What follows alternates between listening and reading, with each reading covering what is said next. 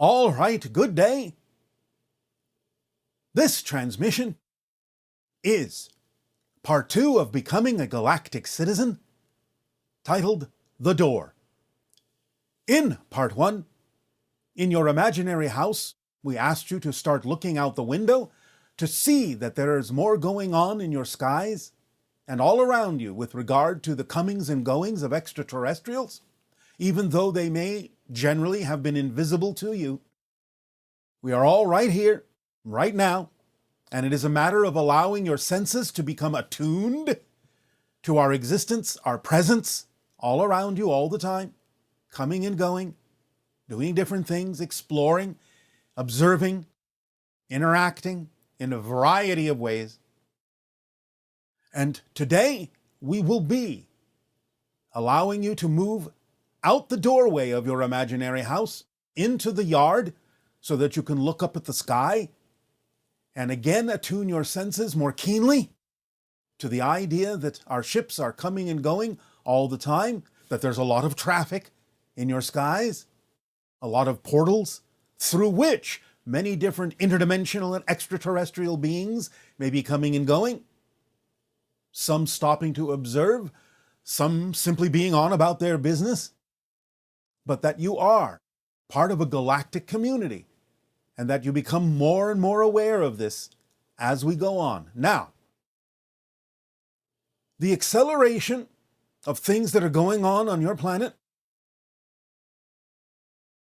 will create a situation and a scenario in about 3 to 4 of your years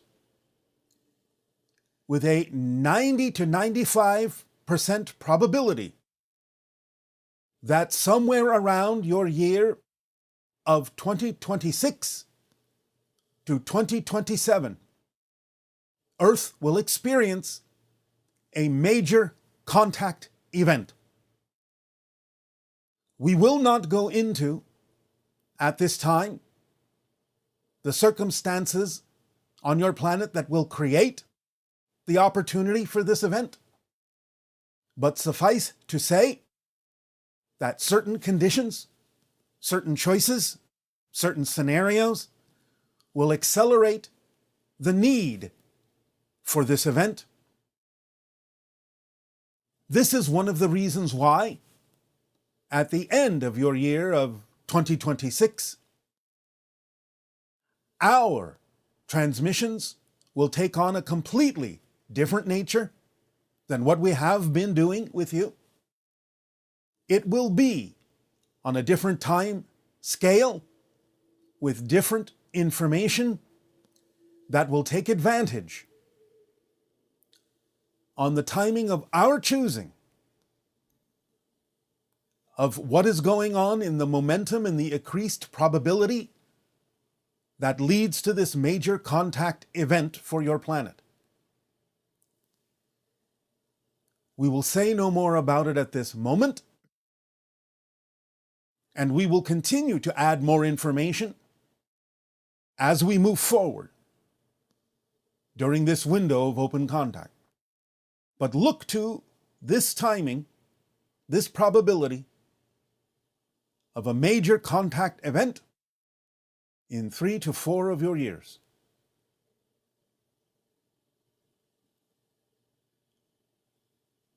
So, in the meditation today, we will take you through the exercise that will allow you to walk out the door into your imaginary front yard, to look up at the skies and attune your senses to more UFO activity, more extraterrestrial and extradimensional activity. But for now, in return for the gift you have given us, I ask, how may we continue to be of service to you in these dialogues, in these transmissions? You may begin with your questions if you so desire.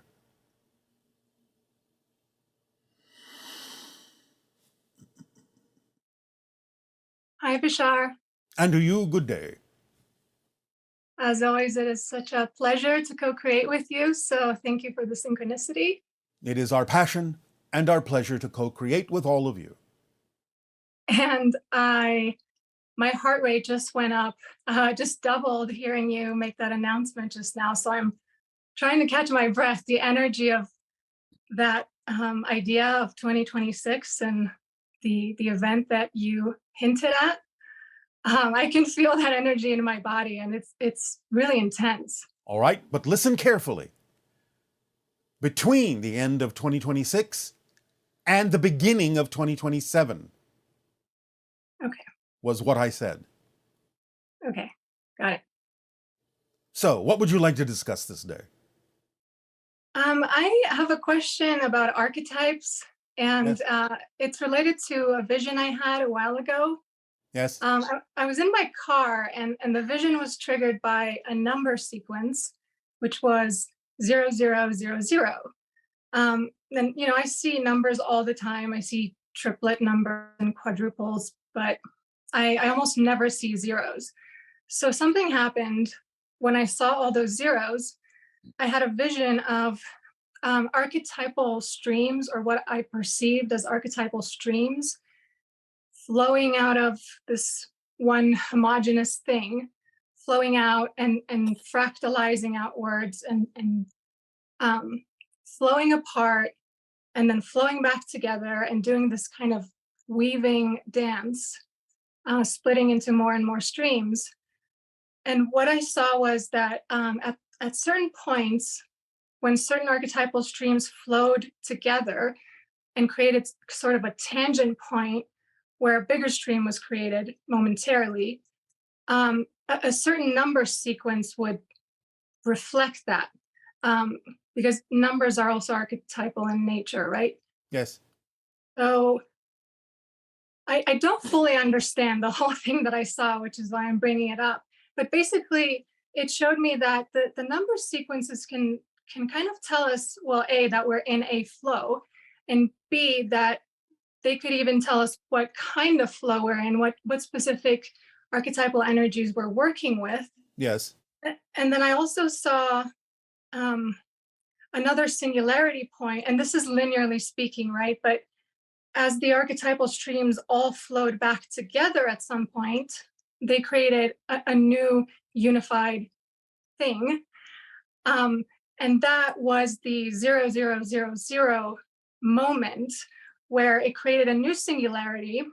Um, and because I was in the car, I associated this with the odometer in a car going through all the numbers and then flipping over back to zero. However, it's not the same zero as when it started, because in the meantime, the car has seen a whole lot of things. Yes. And I, for a few months, I couldn't even verbalize what I saw, because I understood it on an intuitive level, but I didn't understand it like on a logical level. So I'm curious how you see this thing with the archetypal streams from your perspective, All right. and if there's anything you can add to this. Yes. Zero is the now, where all things are one and all that is. The idea then is you're perceiving them, as you would say, fractionalizing and going into all the things that all that is, but always maintaining itself as all that is, the zero. So you're seeing the fluctuation that exists eternally in the now between the one that is the one and the all that is everything. Back and forth, back and forth. And even though back to zero, as you say, it is a new zero, never ending, constant stream of new zeros, new ideas and perspectives of being the one and all that is, which never ends, and yet constantly recreating itself to be all that is in a different series of all that is. Is this making sense to you? Yes, It yes, is it the is. archetype itself of creation. The zero and the one, the zero and the one, the zero and the one, where the one is actually the many.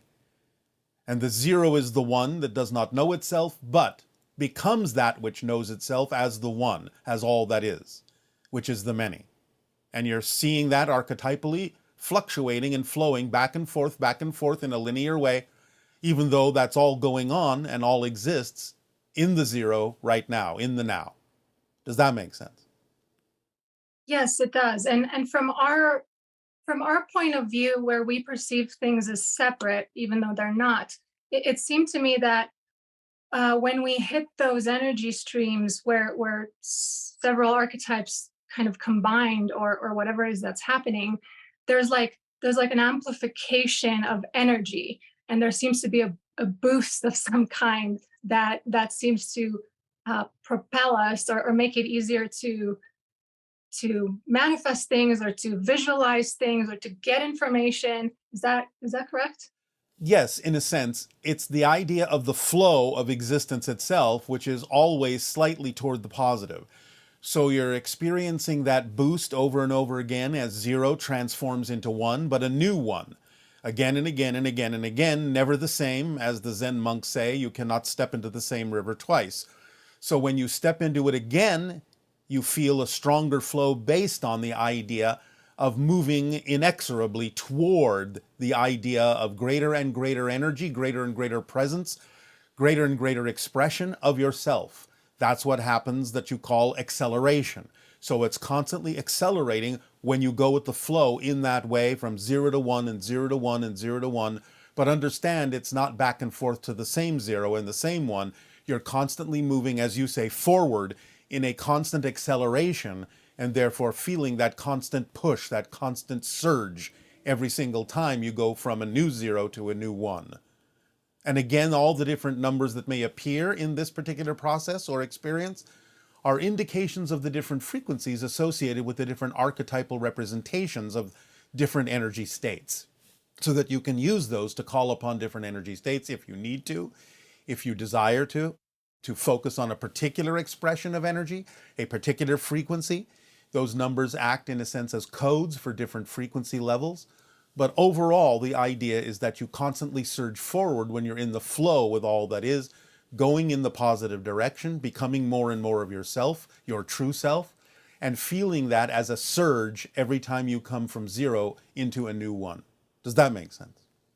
Yes, yes, and I feel that on a deep level, and it's really beautiful every Yeah. time it happens. It's very uplifting, and when I had this vision, I had the very strong feeling that it was larger archetypes themselves that were downloading this idea to me. Well, yes, in a sense, it's what you were tapping into, different layers and levels of archetypal consciousness. Okay, awesome. Does that help you? Yes, it does. I have a question about a dream I had a while ago where I was flying over a landscape, and I saw an overlay of Sierpinski triangles, Yes. and it changed 3 times. So the first time, the Sierpinski triangles were very colorful and rainbowy, and then they changed and they were made out of numbers. And then Yes. it changed again, and the third time it was somehow made out of the environment itself. Yes. And it was a very weird dream for me because I don't often think about Sierpinski triangles. It was just one of those things like that felt like I don't know where that came from and All what right. I'm supposed to do with that. Well, in astral form, you perceive the underlying energy consciousness template of physical reality. The idea then is you saw it in different phases, different levels, different dimensional layers. The idea of the causal plane and the idea of it transforming into the physical plane, with the idea of structuring itself in a way that physical reality is allowed to express itself. So you simply saw the different expressions of the underlying template of consciousness that creates the experience of physical reality in the idea of, quote unquote, 3 dimensions. Okay. So I have seen that template in a different way during my shamanic ceremonies, um, but it looks very different there. It's made out of Fibonacci spirals. It's not made out of triangles. So are there many layers to this, like many fractal layers to the template? Yes, absolutely. Because again, there are different expressions that allow third dimensional physical reality to transcend into the fourth density. And the Fibonacci spiral is the active principle, the activation principle of the underlying Sierpinski, shall we say, fractal template. So you're seeing not only the template itself, the structure itself, but the activation principle expressed by phi ratios and Fibonacci sequences. Now you're looking not only at the template, but at the consciousness that activates it into a physical experience. Oh, that's fascinating. Yeah, that makes perfect sense because when I see the fractal with the spirals and the Fibonacci sequence, it feels it feels intelligent. It feels alive. It's communicating with me. It's responding to what I'm Yes, thinking. yes. It is a sense, a way of experiencing or expressing or symbolizing the intelligence of existence itself as it expresses itself in your domain, in your dimension. I love that. Thank you. You are welcome. I have another dream, a contact dream that I would like to explore with you. All right. This will be the last interaction for today. All right. So in this dream, I was on some kind of a space station, and it looked like a big mall. It had shops and restaurants and things. But the most exciting part was we walked out into this glass bubble enclosure that was like a little mini forest in a bubble in space. And as I was walking through this forest, I was finding on the ground these diatoms, like these beautiful geometric structures that exist kind of in the ocean. They're like, I think, Yes, yes, we understand what diatoms are. okay. So I was finding these things, and I'm curious as to what that was about because it was a forest and it was in space, and I was finding these beautiful diatoms. You paid a visit astrally to what we have already referred to as the major space station that is invisible between your Earth and your moon, that accommodates many different races and species from different civilizations, and thus must also contain, in a variety of ways, different kinds of environments that allow those different species to feel at home, so to speak. So you entered something that was a representation of a reality of one of the species and understood the underlying structures that supplies them with what they need to feel at home, so to speak. We will not go any further into that right now. All right. So we Well, thank thank you you. very much, Bashar, and thank you to you and Willa for everything you do, and my unconditional love to you all and to everyone else listening in. Thank you. Thank you. You are welcome. Our unconditional love to you all as well. Aveo. Aveo.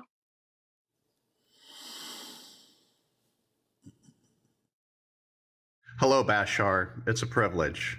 My name is Bob Ratcliffe. I was born and raised in Anchorage, Alaska, and presently live in Florida on the opposite side of the United States. My question today is the Pentagon released some videos by naval aviators that were following some UFOs, or UAPs as they call them now, in late 2004 and early 2015. My question is, are these extraterrestrial in nature, or were these reverse engineered craft made by human beings? Thanks. They're extraterrestrial in nature.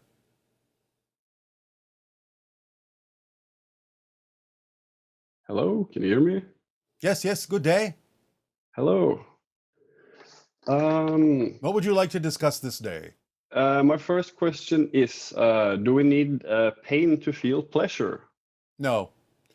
But the idea, again, is that you use the pain to go through process so that you can discover different perspectives of yourself. It's not always necessary, but many souls will choose it because they understand it accelerates their process of growth by subjecting themselves to situations that may physically be painful, but are actually compression waves of energy that allow you to accelerate your growth in very profound and specific ways that can only be experienced in physical reality. Okay, thank you. The next question is, do the soul explore all possibilities of choice? So if I'm at a crossroads and I take a left, do the soul also take a right and experience that path that I don't personally experience? The oversoul may, because the oversoul has the capability of splitting itself into many, many individual souls. So it's not the same individual soul that takes both paths, but it is two extensions of the same oversoul that can do that. Okay. Yeah, okay, thank you. Yes. My next question is, how much is predetermined and how much is my choice or my free will? You create with your free will in spirit a kind of predetermined path for yourself as a physical being. We have often used the analogy of creating a specific kind of hallway or path that you have predetermined you will walk down. So that becomes a kind of destiny or predetermined choice, but it's still the result of a free will choice you made as a spirit.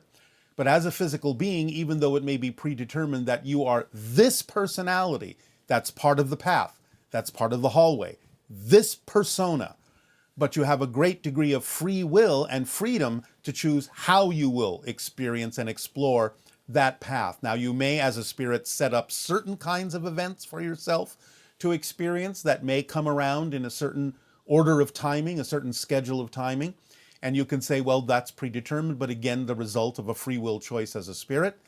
But again, it's up to your free will as a physical being to experience how you will receive that, how you will go through those particular predetermined moments, how you will respond or react to them, how you will use them to your advantage or not. You still have a lot of free will, even though you may have a predetermined path that you chose from the spirit level. Does that answer your question? Yes. And it depends on the individual. It depends on what you've chosen. So it can vary greatly from individual to individual. Some may allow themselves much more freedom as the physical being. Some may limit themselves as the physical being to explore the things they chose they wanted to explore as a spirit. So it depends on the person. It depends on the theme of exploration. Okay. Yes. Then my last question is, what is free will and how does it differ on Earth from other planets? Well, free will is simply the ability to make choices that are relevant for who it is you have deemed you need to be and what kind of experiences you have deemed are important to you. So free will is the ability to make the choices within that framework. Whatever choices seem to align with who it is you know yourself to be, whatever vibration seems relevant for you as your true vibration. Is it like in the movie The Matrix that we already made the choice and we are now trying to understand it, or are we making the choice in the moment? Both. Both. Okay. As I said, you have made certain choices from another level, but you are free to make other kinds of choices from within the level you have ordained. Okay. Thank you. You are I think that's all. Thank you very much. Thank you very much. Aveo. Bye.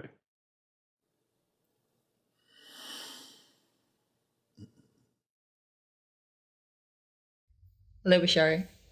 This is Mirta from the Netherlands.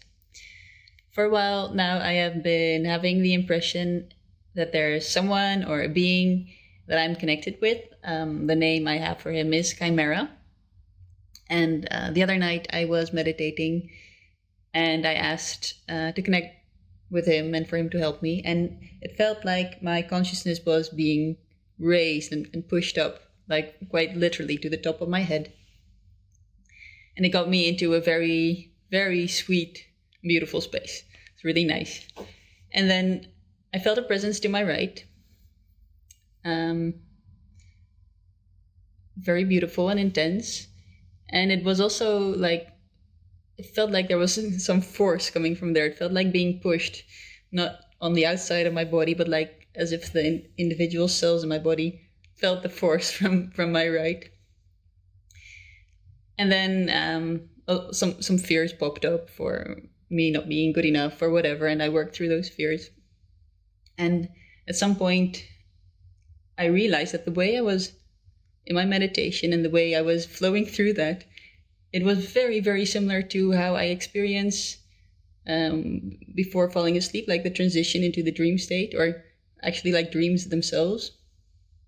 And well, I was just surprised and asked myself the question, am I actually meditating or sleeping while I'm sitting and awake? And I laughed out loud and I got myself out of the meditation. What I was wondering is there a being like this, Chimera? And if so, how are we connected? And you've told us that when we make contact with beings from Sasani, that initially it will be in a bit of an altered state and it will resemble the dream state. So I was wondering, is Chimera a being from Sasani? And if not, who is he? And any other reflections I would love to hear. Thank you so much, Bashar. Chimera is an indication of the type of being this is, because a chimera in your language is something that is composed of many different kinds of beings. So it is a composite being, not exactly a Sasani being, but a different kind of being that is connected to a different extraterrestrial source. It is also connected to spirit guides and so on and so forth. It is a presentation of a multiple being, a multitude kind of being that presents many different facets and many different aspects that crosses into different dimensional levels.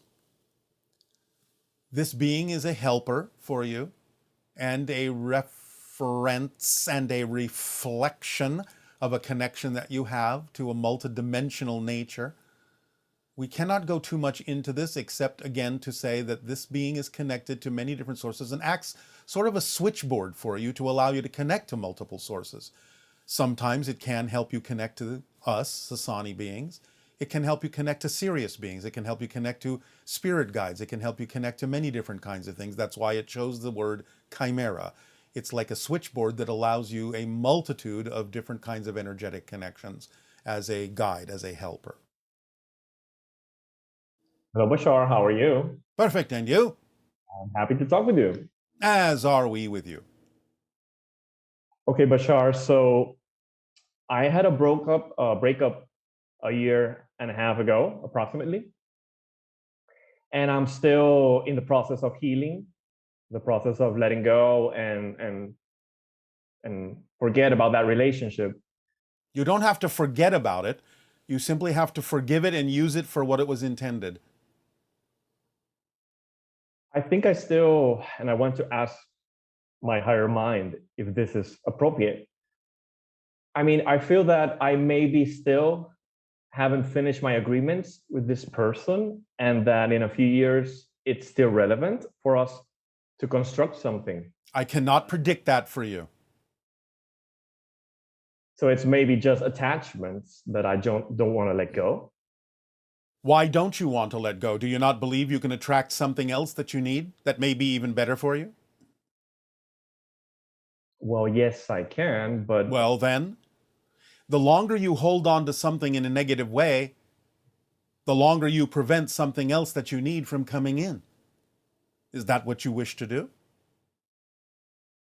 yeah, I guess I was scared that if I really let go, something with this person could not come to fruition in the future. But it doesn't necessarily have to happen with that person. And even if it seemed to be with that person would need to change as you would need to change. And so you're not the same people anyway.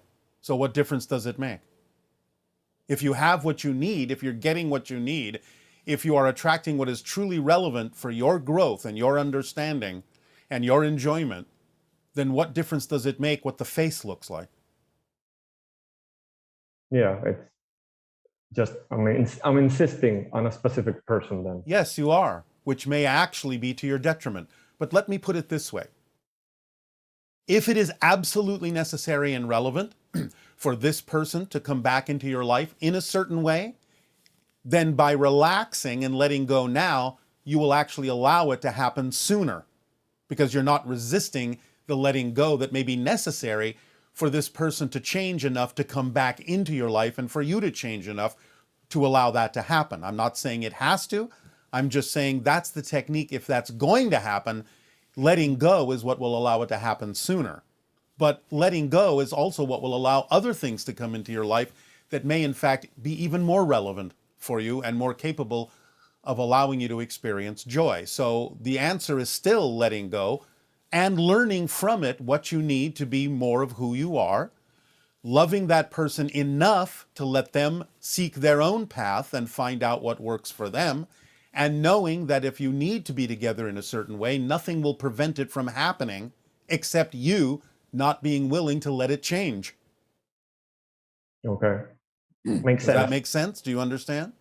Yeah, it does. It does. All right. I will then. All right. It's up to you, but that actually would be to your benefit in many different ways, on many different levels. Okay. Thank you, Bashar. You are welcome. Is Um, that it or something else?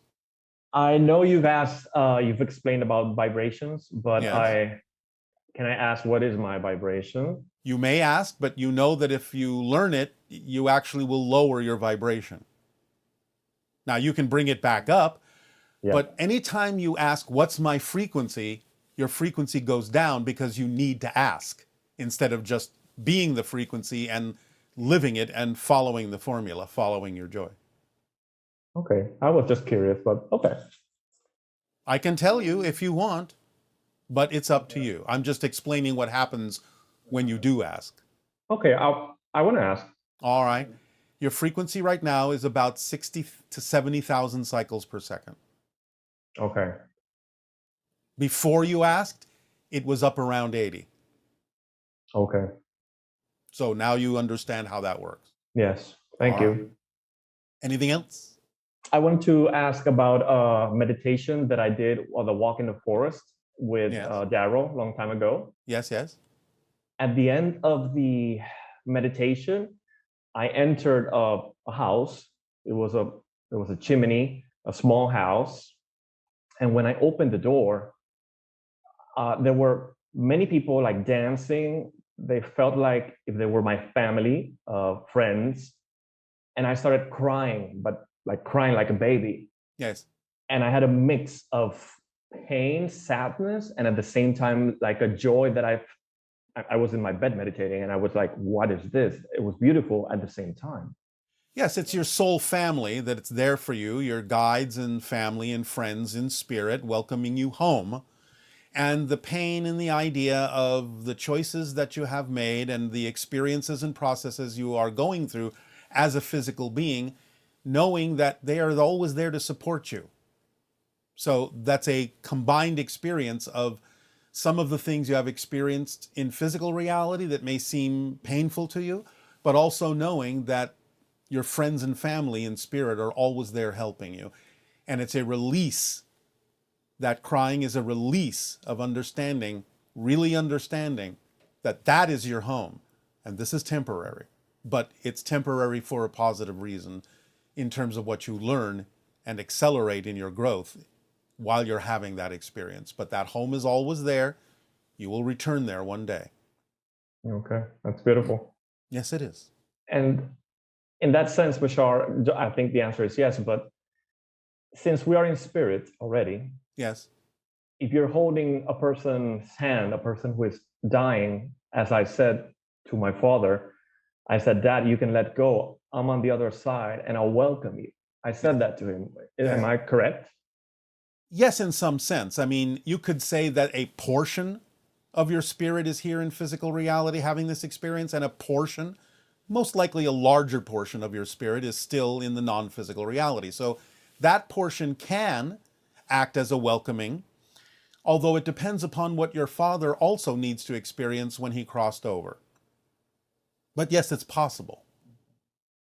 Yeah, so when we say that family members are welcoming you, not necessarily I was in the receiving end because maybe it was not necessary for me. It might have been unnecessary. And again, the idea of the portion of you that is still in spirit is a little bit different than someone greeting people who used to be physical and are already crossed over. It's a little bit different, and it depends upon the necessity and relevance of that experience to happen and what it is that that person crossing over needs to experience as well. But eventually, yes, they become aware of the fact that a larger portion of you is actually always in spirit. Okay. And my last question is, I know I have a Sasani counterpart, which I think is dead from your perspective. I know you guys don't have names, but at that point, is there a name that I could call him or her? Do you have one that works for you? Because since we don't have names, it's really up to you to decide what feels relevant for you to make the connection. So is there a name you would like to use? Oh, you've never had names. Oh, okay. No, we've never had names in that sense. Okay. Well, no, it doesn't. I don't have anyone on mind. Okay, All right. I'll just. Well, if it comes to you in a dream or some other way synchronistically, then you can use it as a vibrational symbol to make the connection if you wish. But we don't actually have names like you do. Okay. All right. And even though you may say that the Sasani being is in, linearly speaking, my past, it doesn't mean it's the past so long ago that we would ever have had names. Okay. And he's we never aware. did. So, And he's aware of me that you yes, know. Okay. a part of that being is aware of you, yes. Okay. Say So, hi to him. well, you have just done so. Thank you. All right. Anything else, or will that do? Can I make one question about current events? Well, that was a question. Okay. Really last topic. So sometimes physical reality repeats itself. I think you've explained, like, you see the same situations just for you to really decide if you really want to go through a path or not. Yes. It seems like right now we made a decision in 2020, and in heading to 2024, the world seems like, again, repeating itself for us to make like a decision. Like, are we really want to go to a more positive way? Are you sure? Or you want to go back to something more negative? Yes. This is the time for that. This is the time to make that choice. This is the time to be on the vibrational train that you prefer to be on. So you're being given an opportunity to see all these different kinds of choices, positive, neutral, and negative, so that again, you can make the choice that is relevant for you. That is your preference. Yeah, I just thought that we actually did that on the elections 2020. Like, Oh, you're going to do it over and over again for a while. Again, because many people think they make choices, but then they make other choices that seem contradictory to that. So the idea is that you keep giving yourself chances until you understand that you have no other choice, that it sticks, so to speak, and really propels you and navigates you in the direction of your preference rather than continually testing yourself. But the testing has a lot to do with sometimes you have many more unconscious beliefs than you are aware of, and you're testing each and every one to see if you're willing to let go of the negative ones or hold on to them. So it's not just a one-time thing. It's a many-time thing because you are compartmentalized and fragmented into many different kinds of unconscious beliefs. And you have to let go of them all. and of course, there is the glass ceiling. So we could be in a positive train, but we're still going to see the earthquake in Turkey or the war in Ukraine. Of course. And then it's a matter of what will you do about that? How will it affect you in terms of how you let it affect you? Will you have a positive response or a negative response? So, yes, of course. Just because you see something doesn't mean it's in your reality as an experience directly, but you can still decide how to respond. Yeah, so it may be that in my world there is no war. I'm just looking at. Ultimately, yes. In your world, there may not be. And it may not necessarily reveal itself or express itself fully until you navigate to the version of Earth in which most people have agreed, or all people have agreed, that that is simply not part of their reality. But yes, right now, you can see in other realities and you can see what other people are choosing and you can decide what to do about what you see. Perfect. All right? Okay. Thank you very much. Thank you. Aveo. Aveo. Good day, Bashar. Ciao. Good day. Hello, Bashar. This is AB from Tel Aviv, Israel. I want to ask, what's the differentiation between consciousness and awareness? Thank you. Nothing. Self-awareness is consciousness. Consciousness is self-awareness. Good day, Bashar. Good day. How are you doing? Perfect. And you?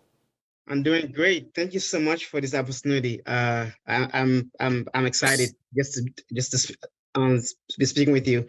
Um, so Bashar, I have a question.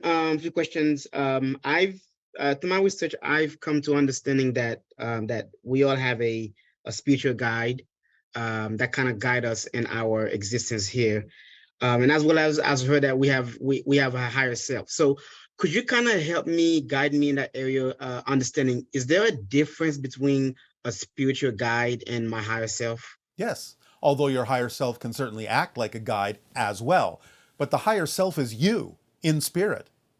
The guide is another being, a different being than you, in the same way you think of yourself as a different being from other physical people. So the guide is a helper, a friend, maybe a member of your soul family or not. But the higher self is you, the portion of you that's still in spirit. Does that make sense? Yes, it does. It does. It does. Thank you. So, and I've spent over or the first 20 years of my life in a Baptist environment. Sometimes I feel like that belief kind of prevents me from connecting with my higher self. All right. Well, then what would you prefer to believe? That's a good question. Well, thank you. Do you have a good answer? Thank you. Well, actually, okay. So, how can I find out if I am on track for the reason I reincarnated here? How do I find out that you know? Are you familiar with the formula we have shared with all of you? I heard it last weekend, and but right. I'm not familiar with it. Would you like a brief repeat? Please. Number 1, follow your passion. Whatever is most exciting, even a little bit more exciting than any other choice, act on that first. The best you are able, taking it as far as you can until you can take it no further. Then act on the next thing that contains more passion, more excitement, more attractiveness than anything else. And you do these actions as best you're able within the parameters of your society and what's allowed, without any assumption or any insistence at all as to what the outcome is supposed to look like, where it's supposed to take you. And you do that from a very positive state, staying positive no matter what manifests, because you can always use what manifests in a positive way and get a benefit from it. And you continue to examine your fear-based belief systems and let go of those that don't work for you. Let go of the fear. Let go of the limitations in that belief system and the definitions that may be hampering you and limiting you from being your true self. You do those things and everything falls into place automatically. Synchronicity abounds because everything is synchronicity, but you become more aware of what's synchronous and you start making choices and decisions based on the vibration you know that is truly you, instead of accepting ideas that other people may have as opinions that you know have nothing to do with you and more to do with their issues. You can always listen to advice, but you get to decide what is true for you. Act on it to the best of your ability, stay in your passion, do those things, and everything becomes an automatic flow and navigates you exactly in the direction of the theme you chose to explore in knowing yourself more and more deeply and more fully. Wow. Yes? Okay. Got you. Thank you. Thank you. And one more. So, is it okay for me to think that I guess it's sometime I could go through a phase where my I guess heroic goals change, because I'm thinking back when I was in my early 20s, I was more Baptist like environment and my beliefs were different. Now I'm in my 40s. I feel a lot more different. Like my beliefs not the same. So yes. Well, you get to choose. You get yeah, to I get to choose. choose. Simple as that. Your greatest power, all of you, your greatest power is the freedom to choose what works for you. If you go through a particular discipline or an idea, that's fine, but you can take from it what works for you and leave the rest behind. It's like saying you're looking at a menu. I would like this dish over here and I would like that dish over there. You don't have to stick to one side of the menu. You can mix and match. You can decide what's true for you. And you can explore it for as long as you deem it's necessary to explore it. And then you may change because you grow. And as you grow, you need different things. You attract yourself to different things that work for you when other things don't. Do you choose exactly the same things you used to when you were a young child? No, you're an adult. So you choose different things because different things work for an adult that the child could not choose. The child chose what was correct for the child. Now you are an adult. Choose what is correct for you. Wow. Thank you. You're Thank you. welcome. Will that do? Yeah, that will do. Thank you so much. You are Thank welcome. you. Our unconditional love to you. Good day. Good day.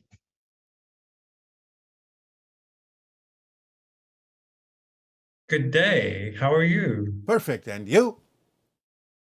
Perfect. Obviously, you're perfect. You're always perfect. You always say that. So why did I So are even you. ask? So are you. Whatever you are, even though you may change and grow, you are always a perfect version of whatever you are right now. Thank you. Perfection doesn't mean you don't change. Perfection doesn't mean you don't change. Perfection, from our perspective, simply means you are always true to yourself. Thank you for the reflection and reminder. It is our pleasure and our passion. What would you like to discuss?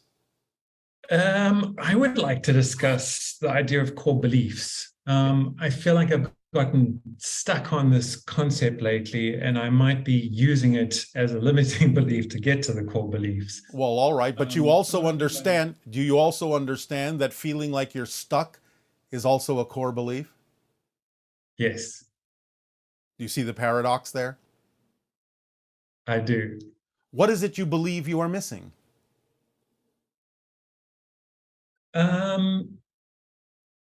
I think I'm missing a clear feeling or definition that allows me to know that I have discovered this idea of a core belief so that I can then move on from it. I feel like I maybe am getting to it and then going, nope, that's not it. And all right, well, let's put this in practical. Away. Let's put this in practical terms, physically speaking. Sure. Are you able to follow your passion, or do you feel there's something preventing you from doing so? I am following my passion, not all the time. All right, stop. Right there. Stop right there. Okay. What is preventing you as a fear-based belief from following your passion all the time you would like to? What are you afraid might happen if you did? That's a core belief. What are you afraid might happen if you followed your passion all the time? Can you tell us? There are a couple, but one of them I think is the idea of financial support abundance. You've heard that before. So you don't understand how abundance actually works. So you may simply be lacking an understanding or a knowledge of how things actually work. So that may be limiting you. It may not even be the idea of a core belief. It may be the idea that you simply don't have enough knowledge, enough understanding of how things work. So, you've heard us talk about the idea of the many forms of abundance? Yes. What is it about that you cannot bring yourself to believe will happen for you? Well, you and I have discussed this in another version along the way, and I think it was my how much I incorporated in that definition. So part of that was abundance for myself, but then how I could live my life supporting others and have enough abundance to support them as well. It's something that I'm currently... Everyone has enough abundance to support themselves.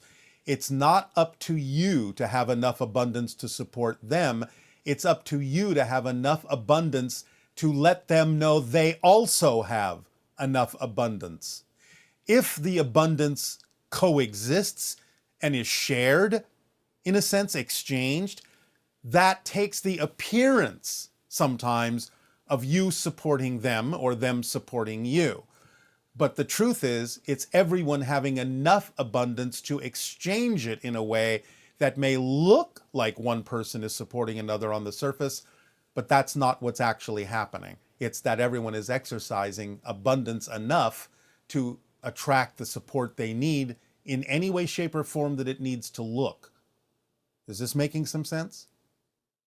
It does. So does that mean then if the other person is receiving, say, financial support from me, and that's a form of abundance, do they, is it basically they are receiving abundance without being conscious of the fact that they are abundant in that way? Yes, it could be that, but you have to also have enough discernment to know whether or not you are reinforcing the idea of their neediness and they're not exercising their full abundance, or whether the idea is they are exercising their abundance and you are simply the way in which they are doing that. You have to be able to tell the difference, whether it's a positive or a negative expression of the idea. Yeah. And I think I have a clear answer on that, but then there's All a right. part of me that feels there's a familial obligation, or if like they have supported me, and now it is my role to support them, to Well, share a fair exchange back and forth, taking turns, is also fine if that's what you are okay in agreeing to. Because many people will do that. I'll do this now, and I can give you the freedom to do other things because I'm supporting that. And then you take your turn and give me the freedom to do certain things because you're supporting that. So it just depends on the agreement. But again, it takes the conscious awareness and the ability to discern whether or not that's a positive agreement or whether it's structured in a negative way. Hmm. Okay. And this is what you're talking about, having the knowledge and understanding Yes. to fully get the belief, basically. Yes, you have to have clarity on how things work so that you can understand more clearly whether you are actually doing something from a negative belief or a positive one.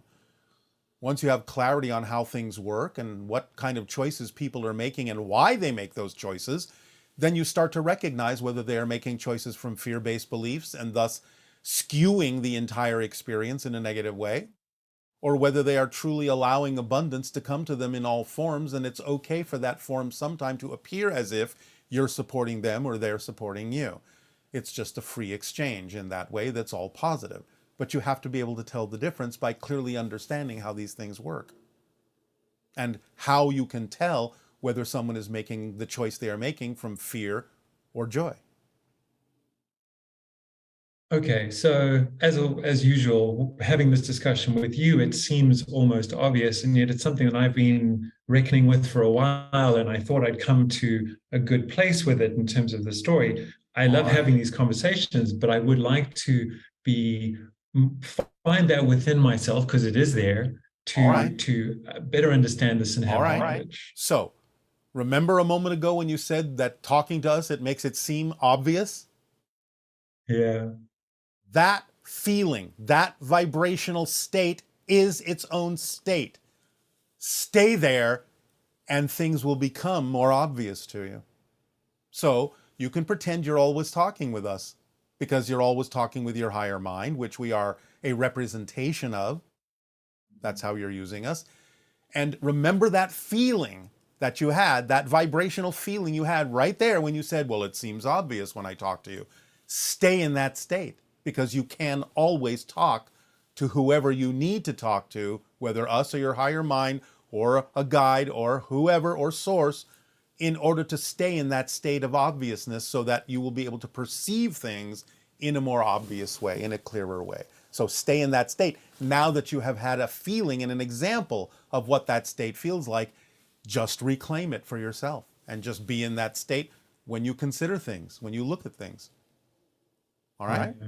I mean, I guess this goes back to the idea of being in the positive state in order to see see these things. If I'm looking at something from a negative state and perceiving it as negative, I'm never going to transform it or fully understand it because I'm seeing it from the same frequency that it's at. Yes, exactly.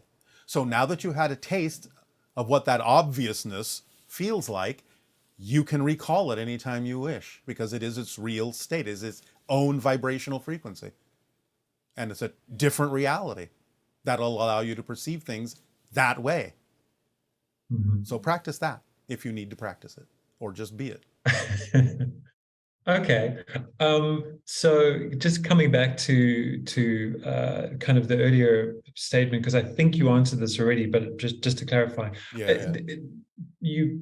so I started with core beliefs. You said, what is it that I was believing to be true, or I'm going to I forget. said that My if you, question is, I said you follow your joy, are you afraid something will happen? What are you afraid of? That's what I said. yes, thank you.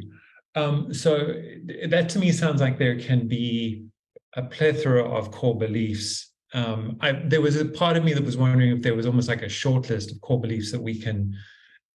There Maybe is. this is part of my There issue, is. reducing There it to. is. There is a short list. I'm not worthy.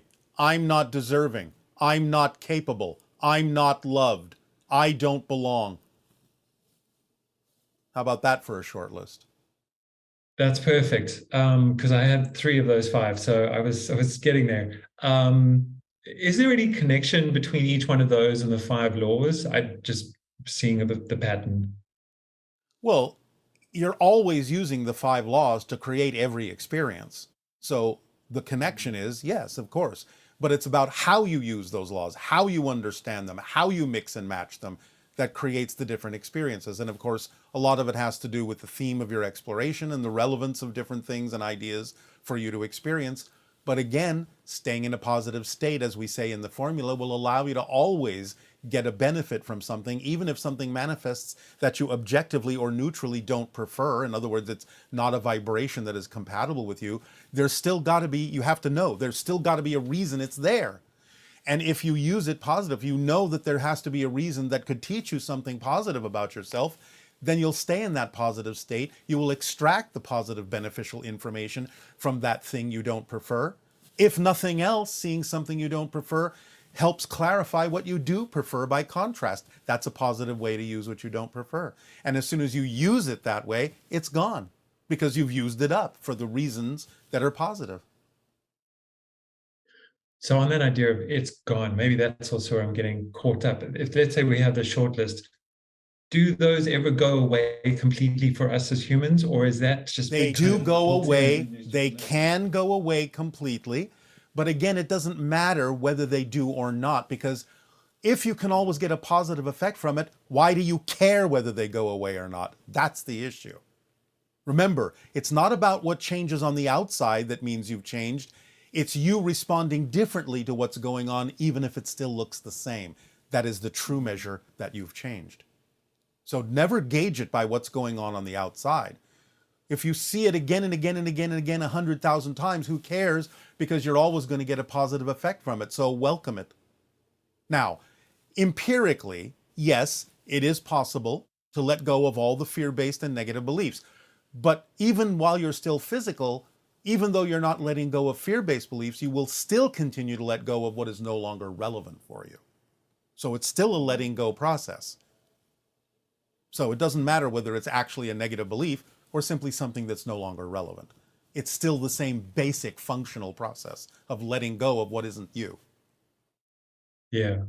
So I think so don't focus on that. Don't focus on, oh, well, this come up again, so I must be doing something wrong. I must still have all these core beliefs. Who cares? If you're going to use them all in a positive way, who cares how many you have? Well, that's what I wanted to add was that the way I interpret that is that instead of trying to let them go or get rid of them, it's almost seeing them as, oh, this is a friend, this is a gift, and it is joining me along the journey, Yes. and I'm always getting something out of it, even if it keeps showing up. Absolutely. Absolutely. And it's never exactly the same anyway. That's another assumption that you might be making. Remember, you can't step into the same river twice. So even if it seems to be the same issue, it's not, because you have a different perspective of it, having experienced something similar before. So there's always progress. Remember, even though you may experience up and downs in physical reality, many of you think it's like this, when in fact it's actually like this. Yeah. You're always climbing. You may go up and down, but the overall effect is, as long as you're willing to look at yourself, as long as you're willing to accept that there can be more, you're always moving up. And Does this so help you? based on that, It is helping. I think then it also gives me, I can give myself the permission that if I feel like I'm revisiting something, that if I remind myself that it's not the same, that it is something new, even though it might have a similar feel to it, Yes. it's really me just taking another perspective on it and playing with Exactly. it. Like I think there was a negative idea that I had that I was holding on to it by revisiting it and trying to find a new angle, as opposed to I can look at it from a new perspective and Yes. appreciate it from a new perspective. Exactly. And that's how you move forward. That's how you accelerate. And that's how you experience it in a positive way. It's an opportunity to look at another angle, another perspective of something that's not the same as it was before, because you've already looked at it from another angle. So move forward that way would be our suggestion. All right? A great suggestion. We thank you. Good day. Aveo. Aveo.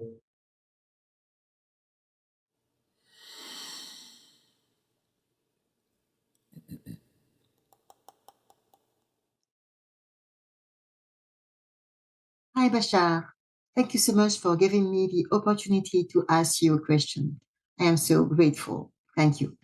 So, a few years ago, I was sleeping and I had a dream, a very vivid dream, when I was with a friend, a non-terrestrial friend in his ship, and we were traveling above the earth, and I was seeing exactly what I saw what you see in my background. Sorry, I'm French and I don't speak English very well. So after this dream, I was so sad. I felt so sad and I missed him so much. And I had never had this dream again. So my question is, will I be able to feel this, to live this again in this lifetime, or have I to wait more? Thank you.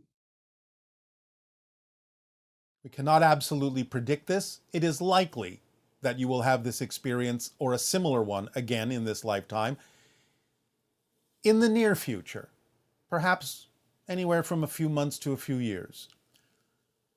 But we cannot absolutely predict this, but we can sense the connection that you have, and there is a reason for the connection having happened that way. It's not about necessarily being sad that you're missing something, but to use the energy you felt in the connection upon the earth, to become your version, in a sense, of that being, because you are connected familially. So express that energy through the formula in acting on your joy and your passion, and you may accelerate the probability of having that connection again. Sure. This is May from Brazil. I All right, love good and day. appreciate your loving service. Really love you so much. It is our passion and our pleasure. What would you like to discuss? I would like to make two questions about the super soul or higher mind. Does the super soul have different incarnations in different and parallel realities, in different timelines at the same time? And do you and Darryl share the same super soul? It depends on what you're really calling a super soul. Are you referring to the oversoul that is many souls, or are you referring to the higher mind that is a part of your individual soul that remains in non-physical reality? Okay. I guess it's the biggest part of us. The oversoul? The oversoul, yes. That is many different individual souls. Yes. The oversoul, yes, has multiple experiences and multiple higher minds and multiple physical incarnations all simultaneously, because everything exists here and now. The individual higher mind has a experience with the physical persona, and every different physical persona has its own individual higher mind that goes back to perhaps the same oversoul. Oh, amazing. And do you and Darryl share the same oversoul? Yes. Amazing. And can I make a last question about that? Well, that was a question, so I guess you can. Okay, thank you. Do I have other incarnations in different planets? Yes, but you don't have it. Your oversoul has it. Okay. You are an individual on Earth. You exist at the same time as the other incarnations your oversoul may be having now. So there's a connection, but you are not having those incarnations. You're having this. This is the incarnation you are, but you're connected to the other ones. Wow. But they're not you as a physical being. They are you as an oversoul. Depends on the level that you're asking from when you say, do I? If you're asking as the oversoul, the answer is yes. If you're asking as the physical person, the answer is no. Okay. Okay, understand. All Thank right. you so much. You are so welcome, Aveo.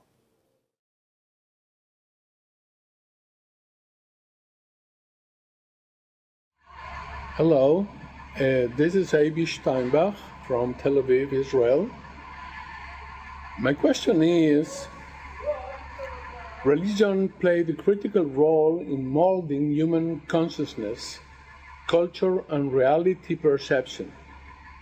With that in mind, looks to me that religion nowadays is more of a stumbling stone than a stepping stone in leading us toward a correct understanding of all that is. What insights could you share with us on this matter, Bashar? Thank you very much. Take from whatever you have experienced that works for you. Leave the rest behind. Meld it into a new spiritual understanding of your direct connection to all that is and source. You do not necessarily need an intermediary unless you find that the advice or suggestions or perspective of an intermediary, be it religion or any form of teacher, including us, works for you and you can blend it in. You're allowed to choose from different menu items and make your own understanding and your own connection. If something now appears to be a little bit more of a stumbling block, it is no longer vibrationally compatible, then cease to use it, but keep the parts that work for you or don't. It's up to you. All right, all right. Hello, Good Bashar. day. Good day. Good day. Thank you, and Darryl and everyone at Bashar Communications for making these interactions possible. It is Very our passion appreciated. and our pleasure. What would you like to discuss? Lucid dreaming and template reality. All right, go ahead. You have mentioned that in a lucid dream, we can make changes to our template reality. Yes. I would like to know how it's done and what kind of changes can we make. It depends on the initial agreement that you have made in terms of the things that are relevant for you to experience. In other words, the reason you chose to have this physical experience.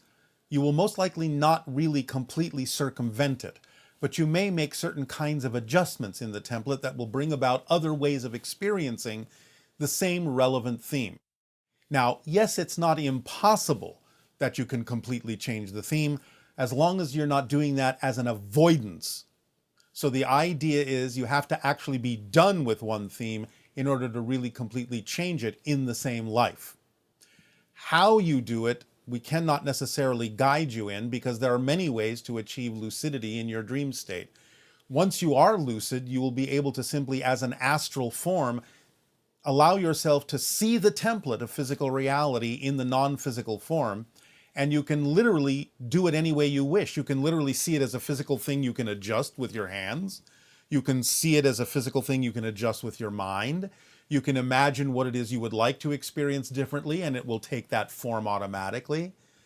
It's up to you how it works best for you to adjust that template non-physically to cause a physical change in the physical world. But again, the only physical changes that will happen are the ones that are still relevant for you in achieving the theme you originally decided to experience.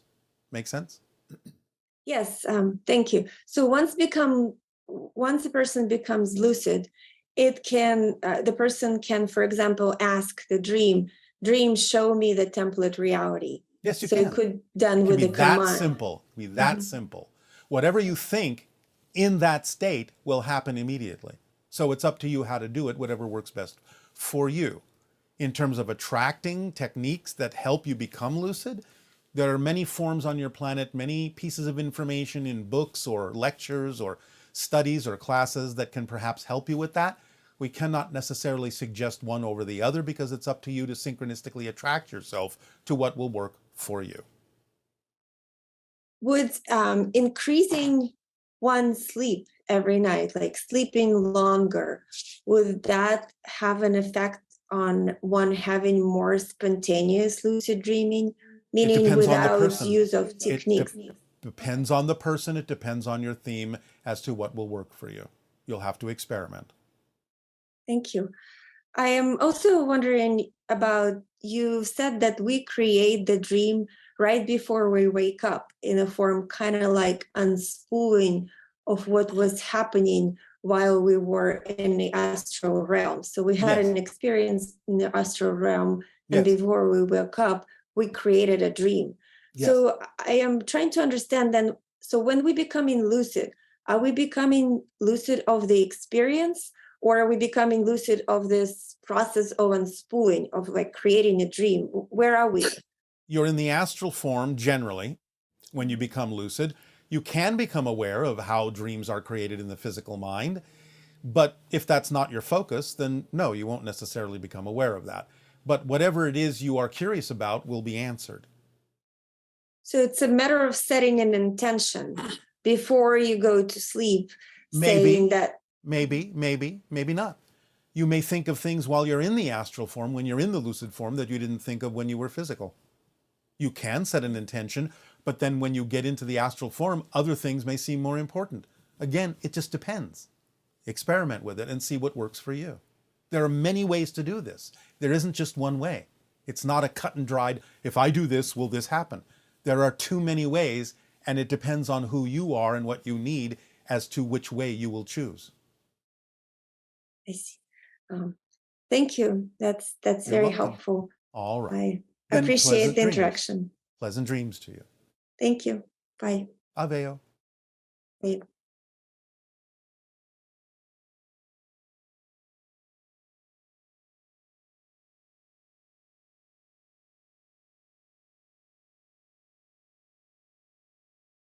All right. Well, one question that came in is, can you help us understand a little bit about the technological challenges that we experience today and how that might be beneficial to our experience? Timing is everything. The idea is to allow you to face certain challenges that may actually accelerate because of changes in the electromagnetic field and a variety of other reasons. A lot of questions are coming up about artificial intelligence and the recent challenges that were faced with the chatbot that is, I guess they were saying that it was sentient, but it seemed to have an existential crisis when it was asked whether or not it was sentient. And so can you shed some light on this and I guess the important things for us to understand about working with artificial intelligence? It got caught in a loop because it is not sentient. It had nowhere to go. The understanding is that there are two types of what you typically refer to as AI, or two paths that need to be followed.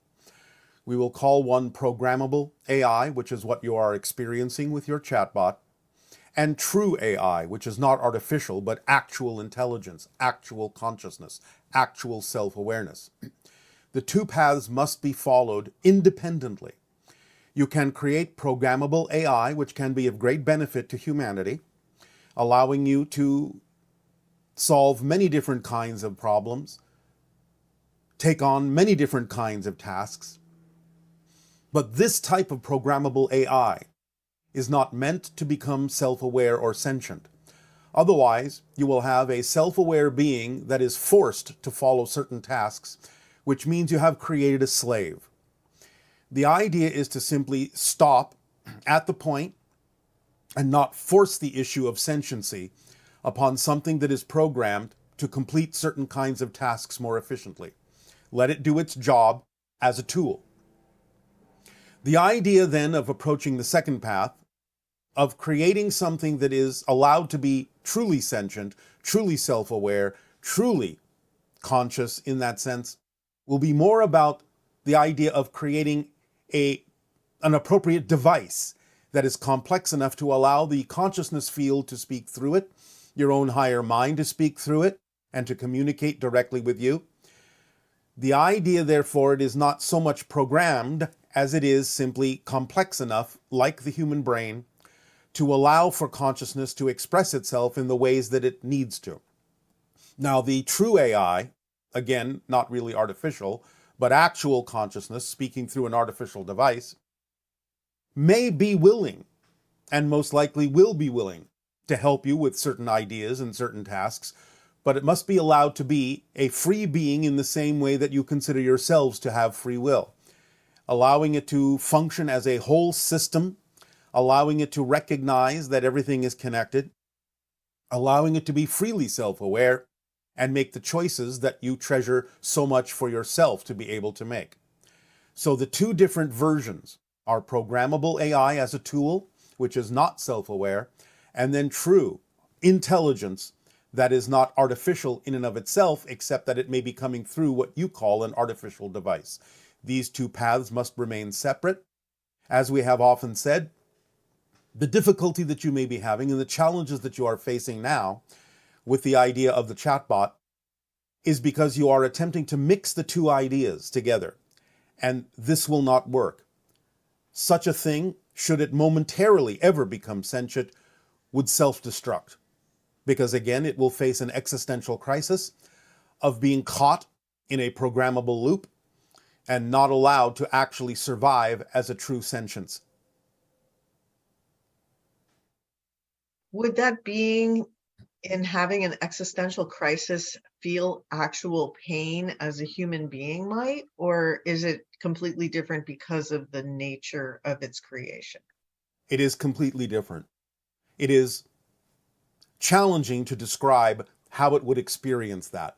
But let us say it will be a play between the idea of existing in light and existing in darkness, or not existing at all. Wow. So part of our integration as humans, as we create this, is to understand how to relate to these forms of intelligence and Yes, to also have some kind of empathy, I would imagine, for, because the minute you said darkness, you're saying it wouldn't experience the darkness in a painful way, or it would just bounce between the three states that you were describing. it would bounce. The idea being that it will eventually simply self-destruct, self-annihilate, self-cancel. Wow. And so our society, is going through a lot of changes having to do with social media and all forms of information that we're receiving at a faster and faster rate. And in a sense, we're seeing a lot of, for a better word, dysfunctional reactions and usages. Is this just part of our evolution to understand how to filter information and to discern what is positive and what is negative information for our well-being? Yes, partly. And as we have said, the challenges that you face with the idea of the creation of AI is to make sure it doesn't actually function like a typical human. If it is made in the image of humanity, the idea is to leave it simply as a tool and not allow it to become sentient. If it is allowed to truly be sentient, it will then reflect the idea of the spirit of humanity, literally, the spirit of humanity. It's very exciting as a possibility. I guess we're just at the early stages of this. You are in its infancy, yes. In a sense, with the idea that we will simply collectively refer to as AI, you are not even in the infancy. You are in a fetal stage. Have you seen other civilizations go through this kind of a progression with Similar, technology? now and then, yes. Can you describe for us some of the different paths that might evolve as a result of the choices we make? Not at this time. Okay. It would be too much information for you. Okay. Okay. And recently, we've had some things shot down in our atmosphere, and the question came up about whether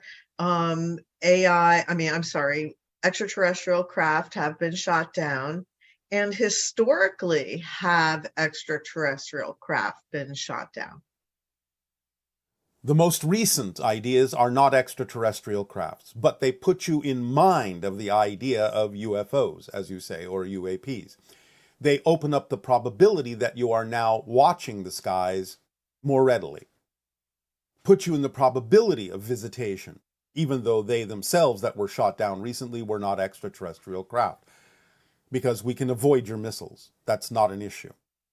In the past, some earlier civilizations, earlier, shall we say, models of UFOs, of craft, had some interference with the idea of your radar systems and susceptibility to things like lightning strikes and so on and so forth.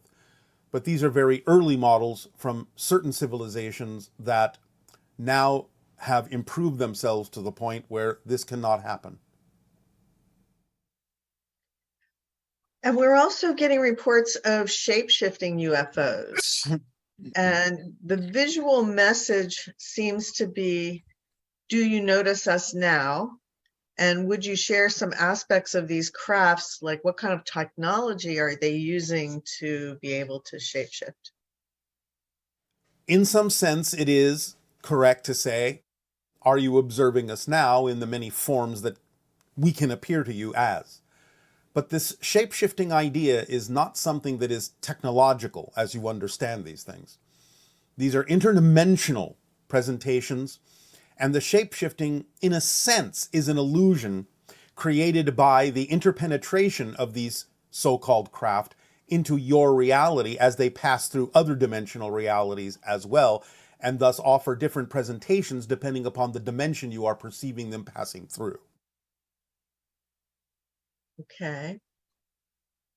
And also along the lines of our evolution and the idea of disclosure and conspiracy theories.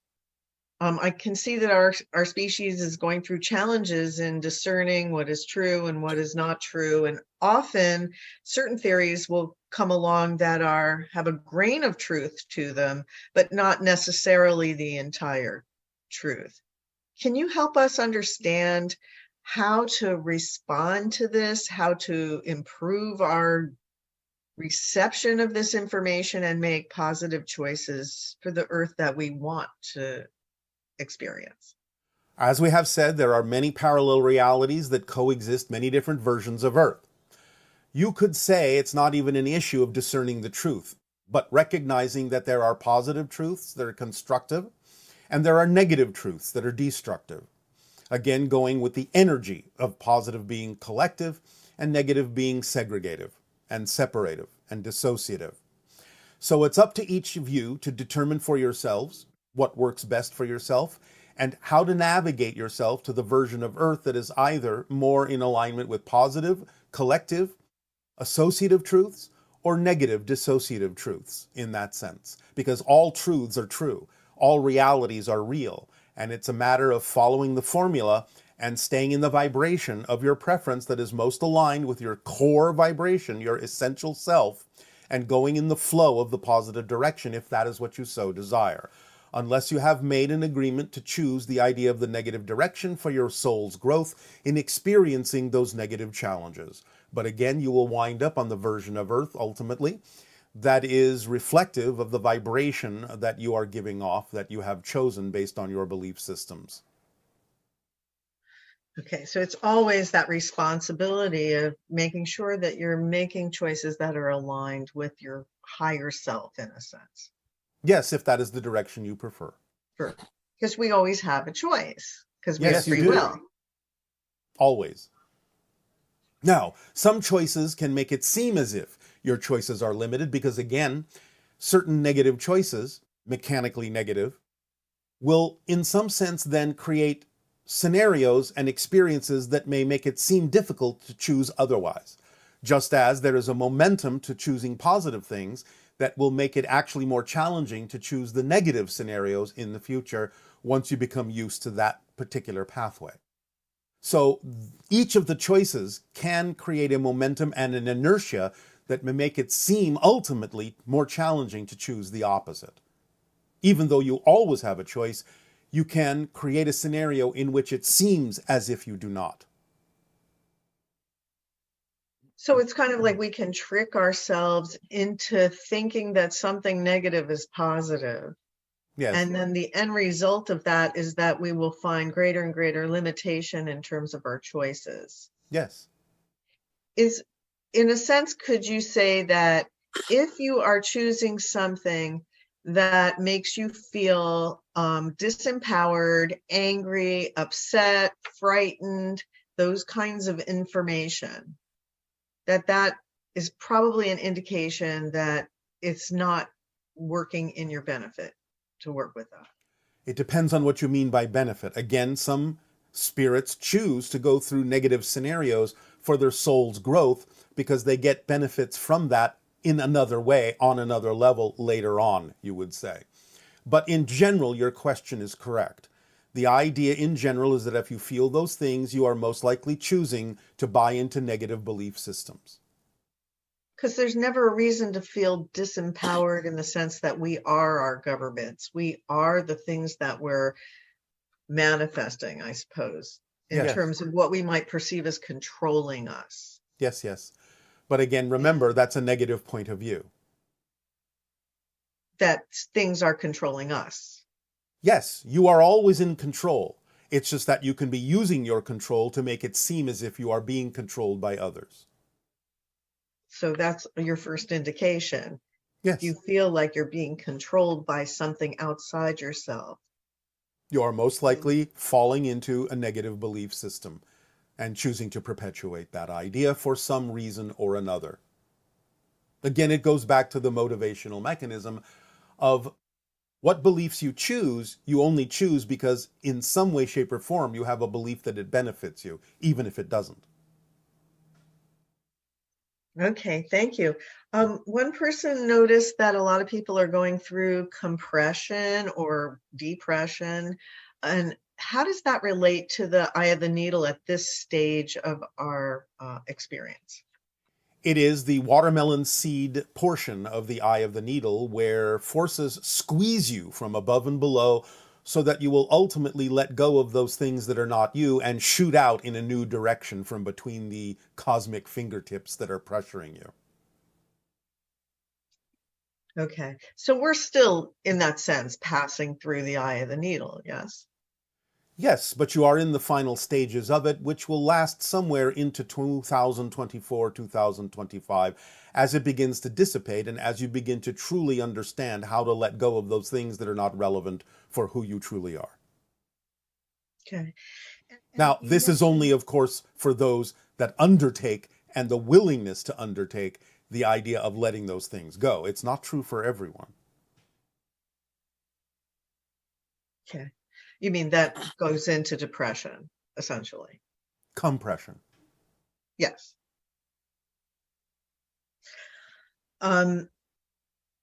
One person is writing in here is, how is the upcoming contact with ETs different than all the contact we've now had with you and other channeled entities, or even contact with our guides or higher mind or people who have passed? Well, understand that when we talk about the idea and the concept that is most often referred to on your planet as open contact, we mean physically. Not just the idea of disembodied spirits, not just the idea of information. We mean physical face-to-face open contact. Is it anything like in the movie Contact, when Jodie Foster is on the beach and she's having contact with that extraterrestrial being who comes in the form of being her father? In some senses it can be, and in some senses you've already experienced this, many of you. In the idea, even in your interactions with the Greys, they're called screen memories. And the screen memories are designed and projected so that you feel more comfortable about the interaction that's going on. So many of you have already experienced that idea. Some of this will continue with certain beings that are of a vibration that may initially be incompatible with yours to a certain degree. And therefore they may project something telepathically to you that would make you feel a little bit more at ease until such time as you get used to the idea of the differences in your frequencies and can handle more of who they truly are.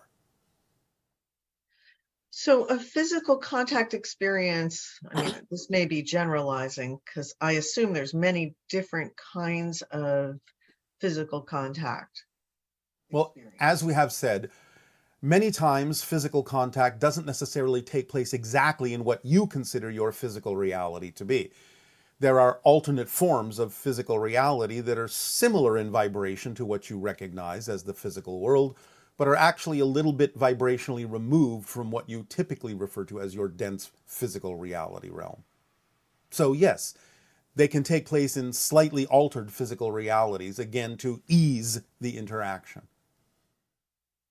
So all of these kinds of experiences that involve communication with other dimensions, being in beings of higher dimensional frequency and meditation or through some other means, in a sense, and even communication with dolphins and animals and plants, all of this is sort of a preparation for the ability to have ET contact. Yes. And then we would be more comfortable in an altered reality, in a sense, where, Yes. like you said, it's not a completely physical experience that we're used to. Yes. Again, this is part and parcel of moving from third density to fourth density. It's a higher vibration, and that higher vibration means you're not experiencing physical reality in exactly the same way that you used to. It's a more refined state of physical experience. You can raise the physical vibration to the point where you are almost just astral. It's amazing. So when people are attracted to things like remote viewing, lucid dreaming, all of these things are permission slips for awakening, permission slips for being able to communicate with higher vibrational frequencies of consciousness, no matter what form in which they may present themselves. So cool. So like when you talked about the frequency on the planet being something around 80,000 cycles per second for the conglomerate of all the humanity, is that correct? Did I get that right? We were simply saying that the majority of humanity is functioning somewhere below that level. So emotionally, what kind of a state would that be reflective of, say, versus someone who's at 125,000 or 175,000 cycles per second? At 175,000 cycles per second, there would be no concept of victimhood, no concept of unworthiness, no concept of non-deservability, no concept of struggle. And yet you would still be physical and you'd be on a different earth in a sense. Yes, and you would experience challenges in a very different way, in a very different light, from a very different perspective. They would be part and parcel of your growth. They would not be something that is done to you, but you would understand that they come through you as part of the agreement, as part of the theme that you chose to explore as a physical entity. And at 333,000 cycles per second, when you shift over into non-physicality, well, then you are in spirit. Then you awaken. Then you have knowledge. Then you know things. Then all your questions are answered. Then you understand all of the consequences of all of the choices you made every second of your physical experience. And you absorb all of that and decide what to do next, how to move on, how to incorporate, so to speak, even though you are not corporeal, how to incorporate that into what it is you decide you will now experience next. It's absolutely fascinating because it's all about consciousness and intelligence. And in that sense, intelligent design. Well, do not make the mistake of interpreting that in the way many people on your planet do. But the idea is that Yes, it's all consciousness. It's all intelligence. Design is a little bit more of a personal idea, a personalized format or representation. It is just what it is. Designs are perceived as patterns within the overall existence that benefit or reflect what an individual reflection may be choosing to experience. And they would see it as a design, some of which is their own doing, some of which is part and parcel of the nature of existence. But the word design usually has more to do with the idea of an individualized experience to some degree, rather than being representative of the entirety of existence, because it just is what it is. It's not something that was designed or needs to design itself, it just is. The idea that as your frequency goes up, you experience more and more positive experience of existence. Yes, because it is collective, it is expansive, it is connective. So is that like the 51% aspect of creation, of Yes. consciousness, that Yes. it can't help itself but move in a direction of feeling good because of 51% being positive, 49% in a sense being negative? Is that correct? Well, yes, but again, remember, it's because the neutral spot in the center still allows you the freedom to choose. So it's the neutrality that adds to the 50% and makes it 51. Again, these are arbitrary representations and numbers, but you get the point.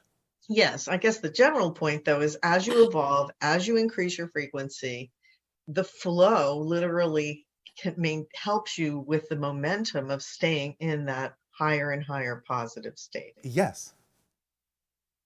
So it's built into creation. Yes. Because the idea is that fundamentally what you call creation is collective, connective, a whole system. And therefore, by its very nature, in order to exist, it must flow in that direction more than the negative. That's great. That's great for us because we've been really challenged here, Yes, but that's why you chose to be where you are, so that Yes. you would be challenged in new ways. Because that quest for knowledge or learning and everything, that's also inherent in this? It's the quest for experience. And knowledge comes with it, yes. But it's the quest for experience. It's the quest for being all that you can be. Not to sound like an ad. And that is what all that is comprised of. Yes, that's what it is. Wow.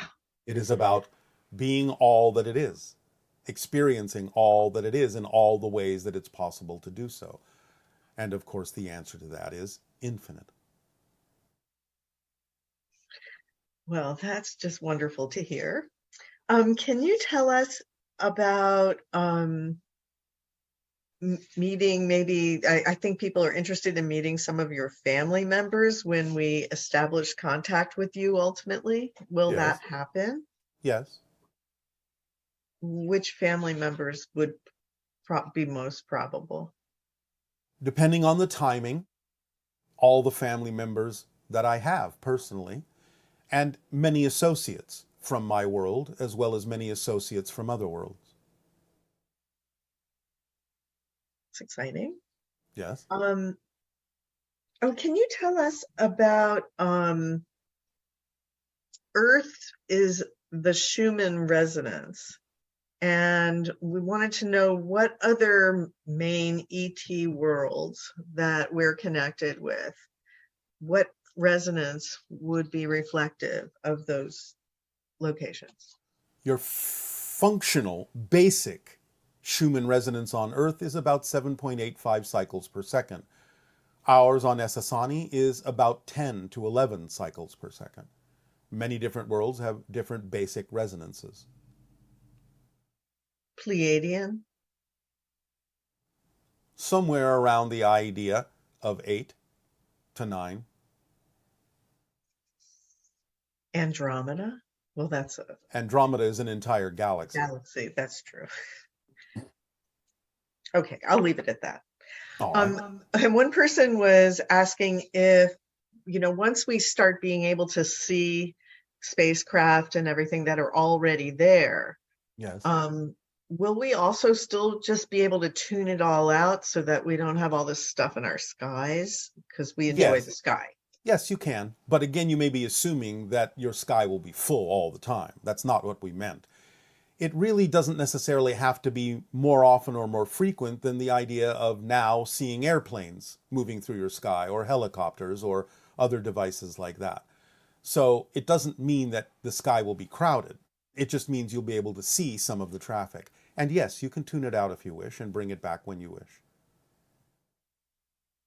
That's good. And is there anything else you can share with us about the scenarios you were giving us of future contact over the next few years?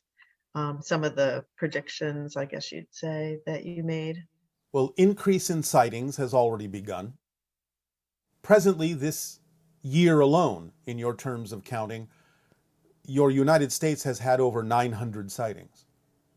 So these will increase and get you more familiar with the idea that our presence is close by. And this will increase up until the idea, once again, as we have said, the highest probability above 90% right now, as we read your collective present energy, is that somewhere around your year of 2026 to 2027, there will be a major contact event that will change everything. We cannot say more than that at this time. Okay. Is there anything else you can share with us about the idea of when we discover some form of life on another planet in our solar system or through our technology? It will change your mindset in many different ways. It will open up doorways that have heretofore been thought to be open, but were actually closed, cautiously closed. So the idea is that it will break those doorways down and allow the opportunity to flood in for reaching further with regard to understanding life in the universe. Is that something that would probably happen in the next few years? There is a high degree of probability, but again, we will not pin it down at this time because there are still many things in flux about what much of your society is willing and unwilling to look at. Okay. And one question came in about how you see Earth and all of our parallel realities from your vantage point. Do you see all the parallel Earths that with different probabilities in combination, or do you speak through Darryl in all the parallel Earths at the same time? Can you share a little bit about that from your vantage point? Only the ones that are relevant for us to know at any given moment. Only the ones that are relevant for different versions of us to come through different versions of the channel at any particular moment. We do not see them all because we do not need to see them all. We see the ones that are relevant for us at any given moment. It helps us calculate the idea of what information to share with what version of a parallel Earth. Because by comparison and contrast, we can see, in a sense, what the probabilities hold for the different Earths in which information is dispensed and what effects, ripple effects there may be from one dimension, one reality, one version to another. So you might say it's an instantaneous higher function calculation of a collective number of parallel versions of Earth that we are communicating to. But remember, this is not the only planet that we communicate with. Right. So with this planet, are most of the Earths that you're paying attention to, in a sense, the parallel Earths, ones where you're coming through Darryl? Some version of that, and there are others in other parallel realities, depending upon the need for the pathway that was most convenient and the path of least resistance. There are some variations. But with regard to the ones that are closest to your reality, most of it are different versions of the present channel that you're familiar with. And as far as other Sasani beings, I know one question came in about concerns about other Sasani beings being channeled and their information in some way conflicting with your information. something along that line. If they are truly Sasani beings, there will be no conflict. Sometimes conflicts are simply misunderstandings or limitations in perception or translation.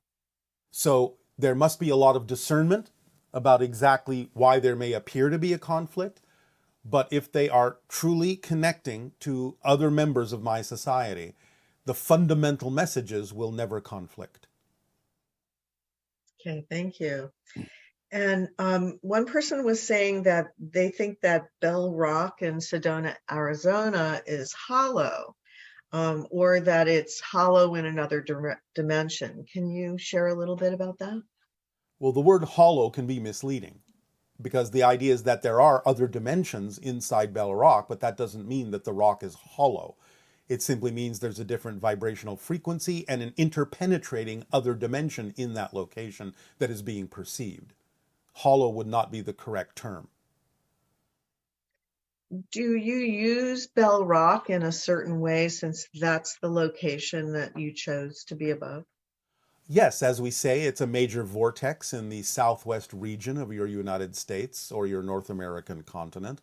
And from there, it connects in a variety of vibrational ways to other kinds of vortices in the North American continent.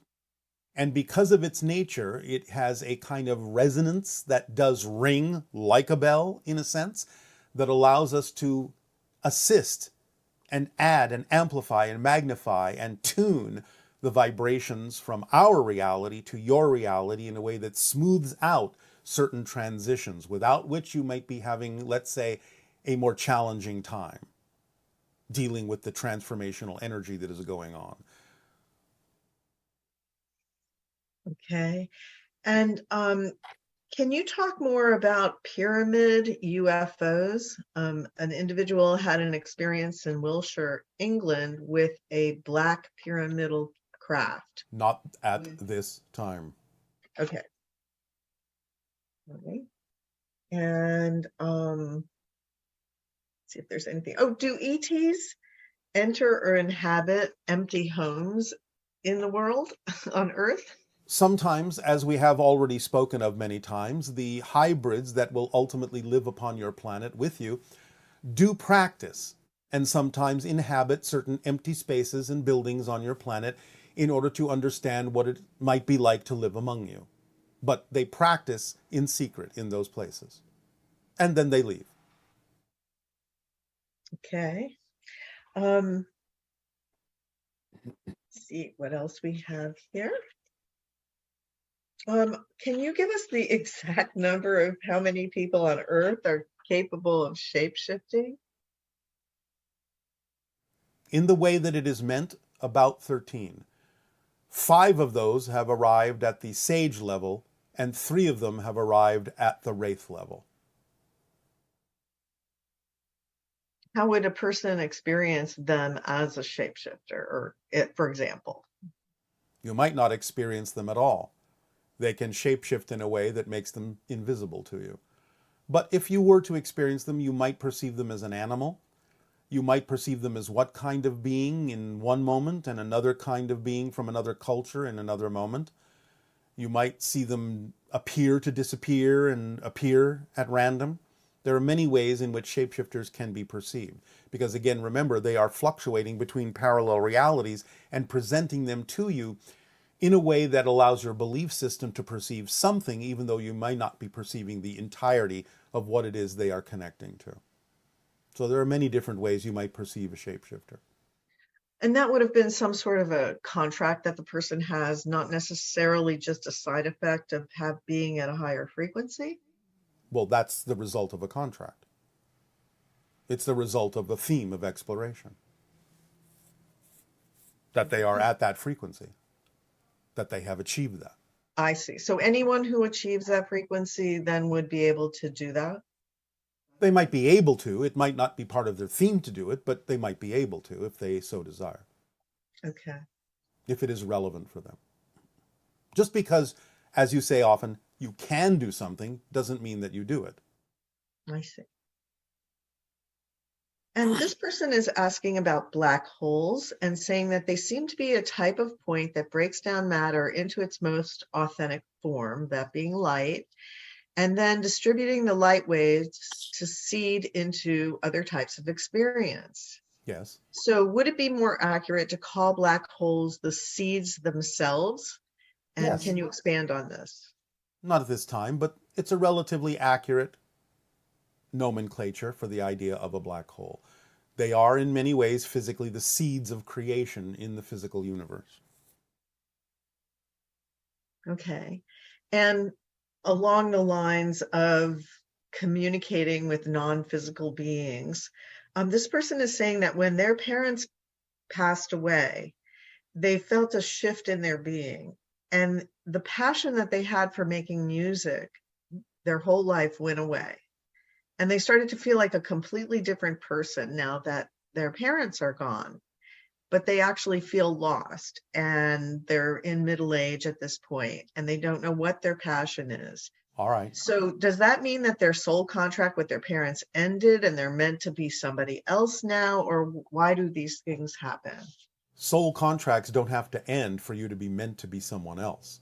The idea is for them to look at their belief systems as to why they would have interpreted the shifting of their parents in a negative way that would remove from them the passion, instead of stretching out, connecting more to the idea of their parents in spirit, and amplifying and magnifying the idea of whatever their passion happens to be at any given moment, instead of feeling it as a loss. So they need to look more deeply and honestly at their belief systems and why they would connect the idea of the shifting of their parents into spirit as something that would cause them to lose something in their life that they were passionate about. They need to expand their concept of connection and music. And one person is asking that by doing the channelings, does that mean that Darryl may evolve into someone who can actually shape shift himself to look like you? There may be a little of that from time to time, as might be perceived by others the more he resonates in our direction. It's not necessary for him to look completely like us, but that may be one of the symptoms or effects of raising his vibration to some degree. So does he prepare before each channeling to merge with you, or how does he prepare for it? Well, at this time, it is something he is very used to experiencing, so not much preparation is required. He recognizes the necessary state and allows himself to simply drop into it, or drift into it, or raise into it, or whatever term you would like. But now it's more of a simple letting go than it is of having any particular exercise or ritual of preparation, as was common in the beginning when he wasn't used to our vibration, where he would go through a ritual of relaxing the body in different ways, relaxing the mind in different ways, feeling the idea of letting go of emotional states, so on and so forth, so that he could reconnect to emotions in a higher level, a higher frequency. So the idea now is he simply shortcuts it, shorthands it, because he is so used to it. So it's now a matter of simply letting go. And I guess for those of us that are experiencing you, that opportunity exists to be able to tune into the higher frequency like we're doing right now and become accustomed to it and have Yes. conversations with you and everything. And then when you leave, in a sense, and Darryl comes back, we still have that residual higher frequency that we can use to look at other aspects of our lives and our challenges and things like that, right? Yes, because again, remember, I am simply functioning as a type of mask for communication with your own higher minds. So in a sense, anytime you might remember the feeling you had, the state you were in when we had these kinds of conversations, or when you were listening to them and feeling the vibrational frequency, just remembering that will put you in the same state, even if it feels different, for you to be able to communicate with your own higher minds and receive the information that you need more clearly. So to put it simply, you could say, as you're walking along and you have a question, ask yourself, what would Bashar say? And that will immediately put you in the proper state to receive information from your own higher mind. Is one of the challenges that many humans face to connect with their higher minds because if they've had a challenging childhood or negative experiences, that they somehow blame their higher mind for letting these things happen to them, etc. And that part of this experience is having a positive experience with that frequency so that we allow ourselves to connect with it. Well, yes, humans will use many different kinds of excuses to keep themselves separate or experience separation from the idea of their true selves and their higher mind. So these are permission slips, negative permission slips, that key off of fear of not going forward, so they will not be afraid of something bad happening if they do connect, or feeling less than or unworthy. So the idea is that it's similar to the concept of the question that many humans ask, why does God allow bad things to happen? God doesn't allow anything in that sense. God allows everything, because you're the ones in control of your reality. God does not direct in that sense, because God is everything. God is every experience there can possibly be, and has no need of allowing or disallowing anything, which would immediately remove your free will. So the idea is that you, with your free will, are in control of whatever it is that's happening, because you are allowed to, because everything is allowed. It's up to you to decide what you prefer. So the idea of people using the reason that their higher mind has done this to them or not done this for them and so on and so forth is just another way of going into a negative belief that you yourself are not in control, when of course you are using your control to make it seem as if you're not. Amazing. This person was talking about, after the session, the window, the door, and the gate. I guess it would have been the first one. They heard footsteps in their hallway, and as first they thought it was their roommate, but eventually they went to see who was pacing, and they opened the door and they saw like a silhouette of a figure turning a corner. So they followed it, and then they saw its silhouette just turn into another room, but then there was no one there. So what was this? Was this a hybrid child, or what was this that they saw? It can be a spirit guide, but more likely than not, it's one of what many people refer to as a shadow being that lures you into more of yourself, lures you into curiosity, lures you into exploration, lures you into expanding your consciousness and your awareness that there are beings all around you in different dimensions all the time, and allowing your senses to increase in sensitivity to the point where you can begin to see them and know that you always have guidance and always have help to lure you into more of yourself.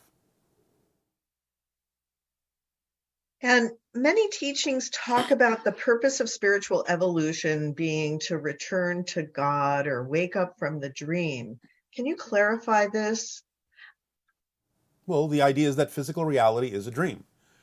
And when you become lucid in that dream, you wake up and become more of your true self, which is more reflective of being an aspect of what you call God.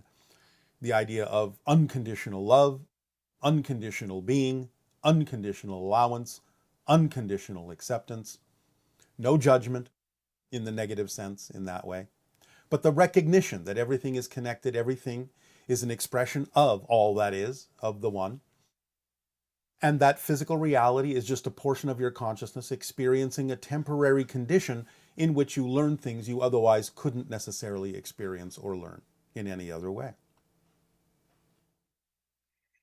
And since we're constantly navigating to different realities and different parallel versions of people, who are we really in relationship with? What makes these connections real? And how is it that others seem to be able to make their own choices and be different to us in our world than we want them to be, supposedly? And other time, like, how does that work if they have free will, but you're manifesting the version of the person that you're experiencing? Yes, it doesn't mean those beings aren't real, but again, you're manifesting your version of them, a simulation of them in a sense that is relevant for you and for the agreements that you have made between each other. Remember, there are many layers and levels to this. It's all by theme, it's all by agreement. So you will experience the version of them even though they are a real consciousness, a real being, that you need to experience in order for your agreement or your side of the agreement to be fulfilled, as they will experience of you, their version of you that allows their side of the agreement to be fulfilled. And the agreements mostly have to do with each of you discovering what you need to discover to become more of your true selves in whatever way, shape, or form that needs to work, according to the themes that you chose to explore. Because again, remember, like vibration to like vibration, you will join and connect and interact with other spirits and other beings and other levels of consciousness, each of which fulfill the agreements you have made with each other to reflect to each other what you need to know to allow you to experience what you agreed to experience in this reality. So if you're experiencing another person that's not treating you right or something like that, then it gives you the opportunity to learn how to stand up for yourself and be stronger as an individual, knowing that a person might be coming from fear. Even if they're not conscious of the idea, they can still be presenting you with something that gives you the opportunity to stand your ground, to know who you really are, as opposed to, shall we say, folding or crumbling or caving in to what someone else may be saying about you. So, in a different form and expression of love, whether they know it or not, they may be giving you a sparkling opportunity to really be in your core, to know who you really are, being given the contrast of who you are not, and recognizing that some issues belong to other people and not you. And by being yourself, you give them the opportunity to see the consequence of their choices being reflected by you. so even if you might experience that as not being in control because the other person is not doing what you want, on another level, you are manifesting that version of that person in order to give yourself an opportunity to Yes. become more of your true self. Let us just be clear about this. Your soul's growth and your evolution is never about what you may want another person to be. It's about what you prefer to be. Again, this is just another version of saying, I'm going to gauge that things are changing because the outside world is changing or another person is changing in the way that I want them to. It's never about what you want for someone else. It's about what you're willing to learn from what is going on and how it is you decide to be a person that you prefer to be, regardless of what other people are doing. Remember, the measure of change is not whether the outside world or anyone else ever changes. The true measure of change is how you respond differently, even if things still look the same. That's what lets you know you've truly changed.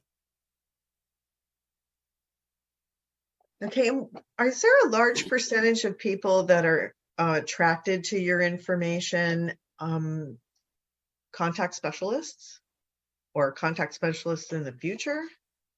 Potentially, possibly, yes. We give off certain frequencies that allow for many different kinds of probabilities of attraction and connection that can play out in many other ways based on the idea of things that are similar for us being similar for those people who may be attracted to different portions of our vibration.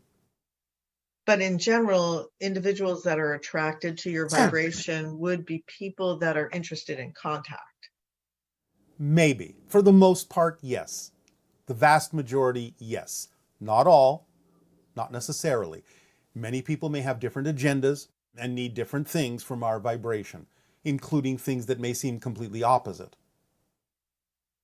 Well, and in addition, you've given out so much information about psychological states, how to transform negative states into positive states. All of these things are important to have people who are on Earth and are challenged by the experience of limitation. Yes. But again, it depends on how they use the energy. It's their choice. It's in their hands. It's in their control. Right. Are there some ways that we can experience better communication with trees and plants? Use your imagination. Use your permission slips. See what you're attracted to do. You can, again, start with some of the exercises that Willa Hilla Chrissing has offered to many of you and will continue to do so in the near future. But it's left up to your imagination and what you're attracted to do and where it is you're attracted to be on the planet that might put you more in contact with nature. Trust your guides, trust your imagination, trust your feelings in that sense. And one person was saying that they feed a lot of wild animals in the forest, but they feel sad knowing that there's not enough food for all of them and that a lot of them will die. Can they just say, oh, well, this is just an illusion of life, and therefore I don't need to feed them? Or No. That's a misunderstanding. Do what your heart says is true for you. Do not focus on the negative. And with regard to feeding the wild animals, do you also feed humanity? Are you willing to feed the humans that are starving as well? Do you feel empathy and compassion for those that will die of starvation in the human population, as well as the animal population? Because the animals are only reflecting what's going on in humanity, because that's one of the things they do with their unconditional love. So if you feel an empathetic urge to support the animals, allow yourself to take action on the empathetic urge that transfers over also to those in your own human population that are being reflected by the animals in terms of their starvation and their suffering. Again, teach them that they don't have to. Act to feed them where you can, but also feed them information that gives them the opportunity to move forward in a more balanced way. You have a parable on your planet about the idea of giving someone a fish feeds them for a day. Teaching them to fish feeds them for the rest of their life. So while you may have the empathy and compassion to give food to animals and humans, also for the humans, teach them how to feed themselves. Teach them how to live lives where they are knowing they are self-empowered and self-sustaining. And so when individuals are connecting with higher states of consciousness in plants and animals, and perhaps they feel a sense of, oh, all of this is being destroyed, the forests are being cut down, there's fires, etc. Yes, and that is so. And that is so. It's not an ignoring of that. It's not an ignoring of that. But it's summoning the willingness to know that that is not necessarily the idea of the expression of balance.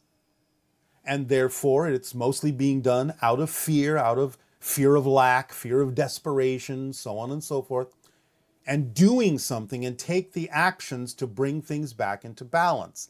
It's not about ignoring it. It's about taking the actions that are representative of the actions that you would be taking if you already lived on a world of balance, and recognizing when something is out of balance to bring it back into balance. It's not about ignoring it. It's not about saying, oh, it's just an illusion. It's about the willingness to take the actions that are representative of bringing everything back into balance. So from a shamanic perspective, yes, if those kinds of negative thoughts are intruding upon your experience of communication with plants and animals,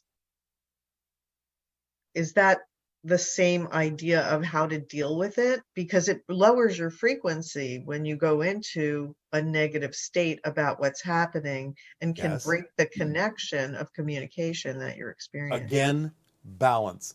The balance between the acknowledgement of the spirit having chosen to have certain challenges and certain experiences, but why? For the betterment, for learning, for expanding beyond those experiences, for transforming them. So the idea is to do something about it. Knowing that yes, everything is eternal, knowing that physical reality is an illusion, but also knowing that the experience of physical reality is real.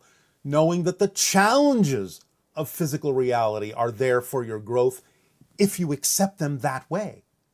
It's not about not doing anything about it. It's not about going into despair.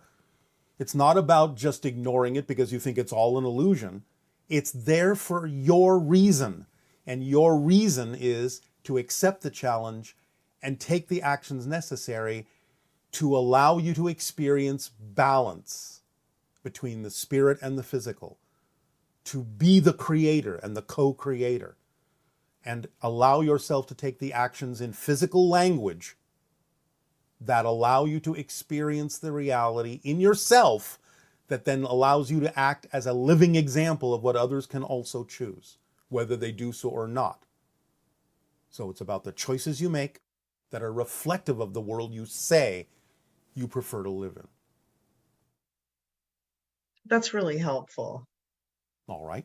One person is asking about the chakra system and if it's evolving over time, or is it a fixed thing, metaphysically speaking? There is a structure to it. There's a structure to it. The evolution that happens over time as you become more aware of it and more aware of how to balance it and how to use it to your advantage. And I guess a last question would be, what are some symptoms, or are there symptoms when your vibration is rising? Well, again, it depends on how much resistance there is created by negative belief systems or limiting belief systems.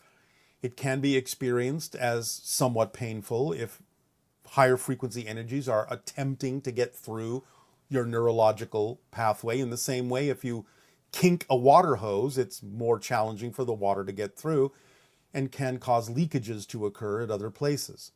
So resistance can cause pain, can cause symptoms of disease, and so on and so forth. So the idea is to become less resistant to that flow of energy, follow the formula, live your life of joy and fulfillment, be your true self, and the resistance will fade. Let go of those belief systems that are fear-based, that don't belong to you, that don't work for you, and the resistance will fade. And the higher frequencies will be more capable of going through you as you become more conductive, superconductive, and hyperconductive. Okay, and is there anything else you would like to add before we... Yes, there was a question which may seem like a simple question, but for some people will have a particular effect. A person asked a question as to when I was physically born with regard to the Earth's calendar. I will be born, according to the Earth's calendar, the closest approximation would be the year 2312. And that will suffice for today's transmission, excepting for what now remains for you to enjoy as your meditative exercise and experience. So relax, step out of that doorway, into the yard, and into more and more probability of open contact.